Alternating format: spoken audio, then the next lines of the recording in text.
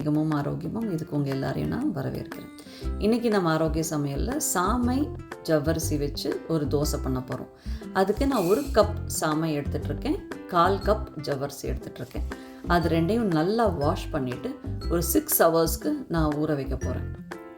கண்டிப்பாக ஒரு 5 to 6 hours ஊறியே ஆகணும். அப்போ தான் வந்து அது சாஃப்டன் ஆகும். சாஃப்டானால் தான் நல்லா அரைக்க வரும், நல்லா நைஸாக அரைக்க வரும். இப்போ 6 ஹவர்ஸ் ஆகிடுச்சு. நான் இது ரெண்டையும் ஒரு மிக்சியில் தான் அரைக்க போகிறேன்.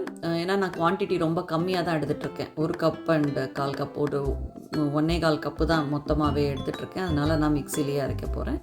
இது ரெண்டையும் நம்ம சேர்த்தே அரைக்கலாம், தனித்தனியாக அரைக்கணுன்ற அவசியம் கிடையாது. ரெண்டையும் சேர்த்தே நல்லா நைஸாக அரைச்சிக்கணும். ஓகேவா? சாமை வந்து எப்போவுமே ஒரு ஹெல்த்தியான ஆப்ஷன். இதில் வந்து நீங்கள் ரைஸ் கூட ஆட் பண்ணலாம். பட் நான் ஹெல்த்தி ஆப்ஷனுக்காக நான் இதில் சாமை வந்து ஆட் பண்ணியிருக்கேன். ரைஸை வந்து கம்ப்ளீட்டாக அவாய்ட் பண்ணியிருக்கேன். ஓகே, இது நல்லா நைஸாக அரைச்சதுக்கப்புறமா கொஞ்சம் தோசை மாவை விட கொஞ்சம் தண்ணியான பதத்துக்கு, கொஞ்சம் லிக்விட் கன்சிஸ்டன்சி ஜாஸ்தி இருக்கும். ஒரு வாட்டரி கன்சிஸ்டன்சிக்கு தான் நம்ம அரைச்சிக்க போகிறோம். கொஞ்சம் தின்னாக தான் இருக்கணும். ஓகே, இதில் இன்னும் கொஞ்சமே நம்ம தண்ணி விட்டு ஆட் பண்ணிக்க போகிறோம். ஸோ தட் அது வந்து ரவா தோசையெல்லாம் இருக்கும் இல்லையா, அந்த மாதிரி பதத்துக்கு இருக்கணும். இதில் நான் இஞ்சி, பச்சை மிளகாய், கருவேப்பிலை, சீரகம், மிளகு இதெல்லாமே ஆட் பண்ணுறேன். மிளகை வந்து நான் கொஞ்சம் தட்டி ஆட் பண்ணியிருக்கேன். இதுலேயே வந்து கொஞ்சம் பெருங்காயமும் உப்பும் கூட ஆட் பண்ணியிருக்கேன். ஆட் பண்ணிவிட்டு இப்போ பார்த்தீங்கன்னா தெரியுது இல்லையா உங்களுக்கு, நல்லா வந்து தண்ணியான கன்சிஸ்டன்சியில் இருக்குது. இப்போ நான் வந்து ஒரு இரும்பு தோசை டவா எடுத்துகிட்ருக்கேன். அதில் தான் நான் வந்து இந்த தோசையை பண்ணுறேன். இங்கே பார்த்தீங்க இல்லையா எப்படி வந்து ரவா தோசை மாதிரியே வருது இல்லையா. ஸோ அதனால் நான் வந்து இன்றைக்கி சின்ன சின்னதாக தான் பண்ணியிருக்கேன். நீங்கள் வந்து நல்லா பெரிய சைஸில் கூட இதை பண்ணலாம். இது நல்லாவே சாஃப்டாக வரும். இதுக்கு நான் கடலெண்ணெய் யூஸ் பண்ணுறேன். இந்த ஜவ்வரிசி வந்து எப்போவுமே நிறையா பேர் வந்து விரத காலங்களில் யூஸ் பண்ணுவாங்க. இது வந்து நல்லா எனர்ஜியை கொடுக்கும் அப்படிங்கிறதுனால வந்து ஃபாஸ்டிங் இருக்கிறவங்க இதை யூஸ் பண்ணுவாங்க. ஸோ அதுக்குமே ஒரு நல்ல ஆப்ஷன். இல்லை நீங்கள் நார்மல் டேஸில் கூட இதை யூஸ் பண்ணலாம்.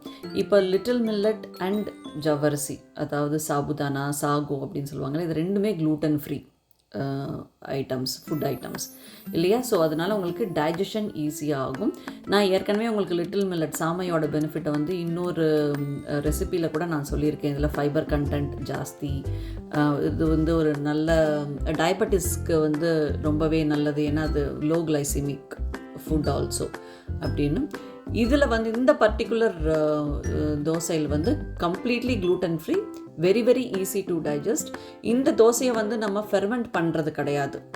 இப்போ நைட்டு நீங்கள் பண்ணணும் அப்படின்னா ஏர்லி மார்னிங் எழுந்தவுடனே நீங்கள் ஊற வச்சிட்டிங்கன்னா நைட்டுக்கு இமீடியட்டாக நீங்கள் பண்ணிக்கலாம். ரொம்பவே ரொம்பவே சாஃப்டாக இருக்கும் அண்டு ரொம்பவே டேஸ்டியாக இருக்கும். இது வந்து ரொம்பவே டெலிஷியஸாகவும் இருக்கும். அதனால் நீங்கள் வந்து கண்டிப்பாக இது வந்து ட்ரை பண்ணி பாருங்கள்.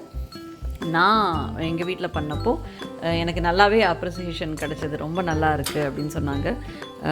ஏன்னா இது வந்து லைக் நார்மல் ரவா தோசை மாதிரியே தான் இருக்கும். நீங்கள் சொன்னால் தான் வந்து இது வந்து நீங்கள் சாமை ஜவ்வரிசி வச்சு பண்ணியிருக்கீங்கன்னே தெரியும். இல்லைனா இது வந்து ஒரு ரவா தோசை மாதிரியே தான் இருக்கும்.